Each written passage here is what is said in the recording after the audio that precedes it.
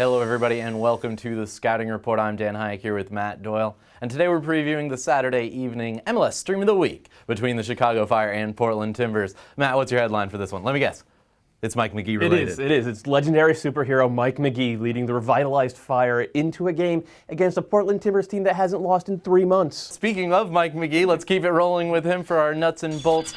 We've seen it already in 2 games. His impact on this team is really in the transition game. This Portland team is also lethal on the transition. Does that mean this game is just going to take a really quick pace with both teams looking to break on the other? I actually don't think so. I think Portland would rather have the ball and press up the field. They've done that really at every opportunity this year, and I think they're the best in the league at doing it. And they're also the best in the league at applying midfield pressure. So that's the question for Chicago. You can't play a counterattack if you don't get the service.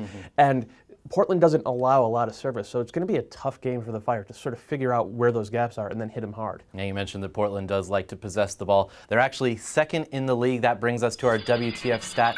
It's 57.29. That's their possession percentage for the season. Chicago happens to be dead last.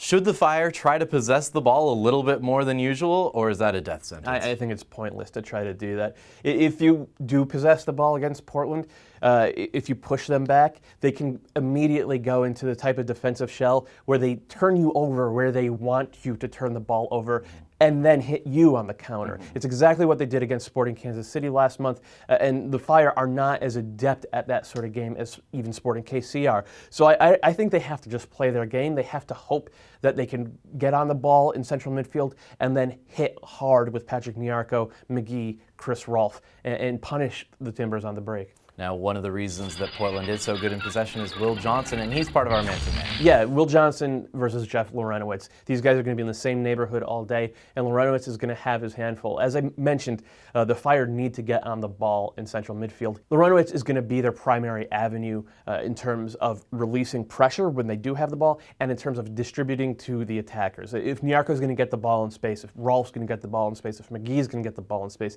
it's probably going to be from Larentowicz.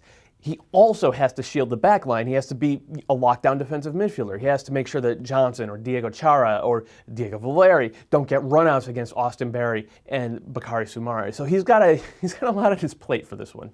All right, well, we'll get to see how Jeff Larentowicz does this Saturday. It kicks off at 8:30 p.m. Eastern, and it is, of course, the MLS Stream of the Week presented by the Samsung Galaxy S4, so you can watch it for free on MLSsoccer.com.